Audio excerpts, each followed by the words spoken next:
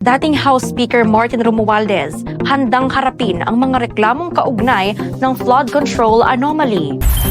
Nakahanda umano si dating Speaker at Leyte Representative Ferdinand Martin Romualdez na harapin ang anumang reklamong ihahain laban sa kanya kaugnay ng kontrobersya sa mga flood control projects sa bansa.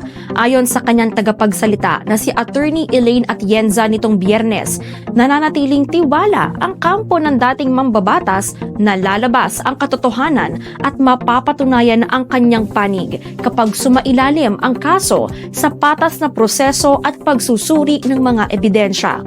Isinagawa ang pahayag matapos kumilos ang isang special panel ng Office of the Ombudsman upang magsimula ng preliminary investigation batay sa mga reklamong plunder, direct at indirect bribery, graft at paglabag sa Anti-Money Laundering Act laban kay Romualdez at sa iba pang individual.